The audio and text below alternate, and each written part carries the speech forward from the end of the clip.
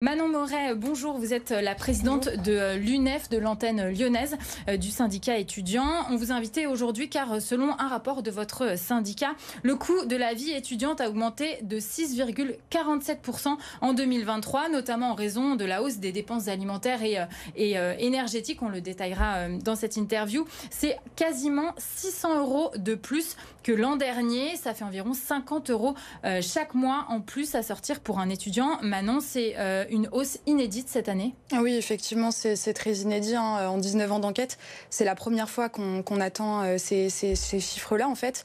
Bon, on l'explique pour plusieurs raisons. La première, c'est la question de l'augmentation, la grosse inflation sur les dépenses primaires. L'alimentation, on est à 14,3%. Sur l'électricité, 10,1%, des dépenses pour lesquelles on ne peut pas se passer.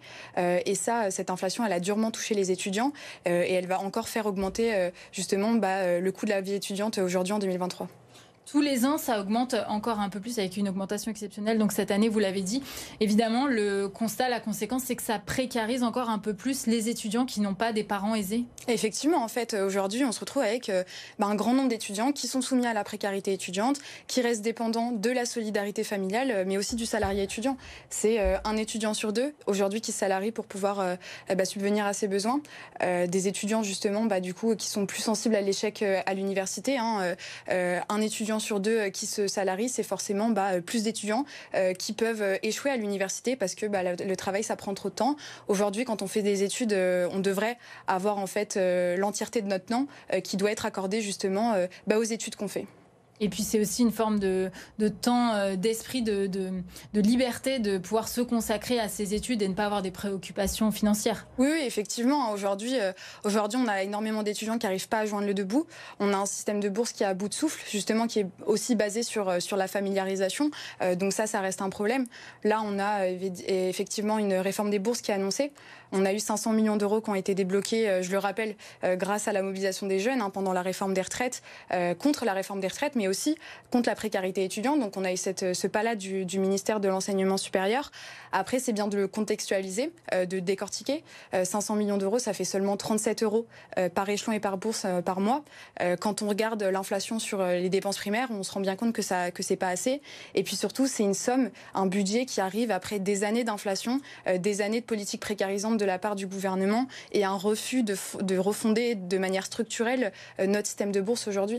Parmi les principales augmentations et parmi les principales dépenses pour les étudiants, il y a bien sûr le loyer, les dépenses énergétiques et les produits alimentaires. Vous l'avez dit, on commence par le logement. C'est toujours aussi tendu pour les étudiants de trouver un logement à Lyon. Quelle est la principale raison ? Alors sur Lyon, déjà on n'a pas assez de logements Crous. On a très peu d'étudiants qui peuvent loger dans les logements Crous. On va avoir une enquête locale qui va sortir dans les prochaines semaines. Mais on sait quand même que même dans le marché privé locatif, on a un marché qui est très tendu, avec beaucoup d'étudiants qui ont des refus sur leur dossier pour acquérir un studio. On a énormément d'étudiants qui sont refusés dans les logements Crous tout l'été. On est contacté par des étudiants qui ont des refus absolument partout et qui se retrouvent en fait à la rentrée sans pouvoir se loger. Donc ça reste un énorme problème. Le logement, évidemment, il n'y a pas que ça, mais Lyon est quand même très connu pour ses problèmes de logement étudiant. Alors justement, s'il y a parmi les téléspectateurs ou téléspectatrices qui nous regardent, des étudiants, des étudiantes ou des parents qui sont un petit peu au désespoir, voilà, on est le 16 août, la rentrée approche, un étudiant n'a pas de logement, qu'est-ce qu'il peut faire? Qu'est-ce que vous lui conseillez de faire pour en trouver un dans l'urgence là? Ce qu'on fait, nous, avec les étudiants l'été, c'est qu'on les accompagne pour faire des recours auprès du directeur du Crous de Lyon, faire des recours pour demander une réexamination du dossier. Mais encore une fois, je le dis, cette responsabilité-là, elle ne doit pas peser sur les étudiants ni leurs parents. La responsabilité, pour nous, c'est celle du gouvernement. On avait 60 000 logements qui ont été promis par Emmanuel Macron. Aujourd'hui, c'est 5%. C'est même pas, c'est presque 3 000 logements qui ont été construits. Donc tous les problèmes en fait que les étudiants rencontrent aujourd'hui, la responsabilité, c'est pas eux qui doivent la porter. Évidemment, c'est le gouvernement, c'est le ministère de l'Enseignement supérieur. Évidemment, en tant que syndicat, on les accompagne dans leurs recours sur les bourses, sur les logements. Mais chaque année, on a de plus en plus d'étudiants qui ont des demandes de bourses refusées, qui ont des demandes de logements refusés et qui se retrouvent à la rentrée dans de gros problèmes, en fait.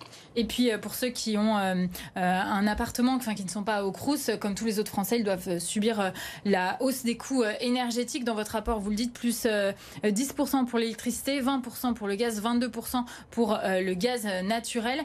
Les conséquences de toutes ces augmentations et aussi de celles de l'alimentaire, c'est qu'il y a de plus en plus d'étudiants qui se tournent vers la solidarité pour faire leurs courses. Vous le constatez? Oui, on a beaucoup d'étudiants qui vont dans les distributions alimentaires. Les associations le disent, c'est peut-être le public qui va le plus en fait dans ces distributions alimentaires. On a une alimentation qui augmente évidemment. À côté de ça, on a la suppression du repas à 1 euro pour les étudiants non boursiers. Le repas à 1 euro, c'est 90 millions dans le budget d'État. Mais aujourd'hui, en fait, on se retrouve en fait avec un gouvernement qui a tout fait pour ne pas inscrire ce repas à 1 euro dans la loi. Je rappelle, il y a quelques mois, on avait potentiellement un vote de l'Assemblée nationale sur cette proposition de loi. Et donc, le gouvernement, évidemment, a tout fait pour que ce soit pas inscrit dans la loi. Donc, c'est bien un refus, en fait, d'endiguer de manière durable et surtout de manière structurelle la précarité alimentaire, mais la précarité étudiante plus généralement. Dernière question, autre poste d'augmentation, les fournitures scolaires. Si on prend le détail de la papeterie qui a globalement augmenté de 14% par rapport à l'an dernier, les feuilles simples à carreaux, pour qu'on se rende compte, elles sont 34% plus chères que l'an dernier et les copies doubles, elles sont 29% plus chères. Est-ce que vous avez des conseils pour avoir toutes ces affaires pour la rentrée un peu moins chères que les coûts actuels ?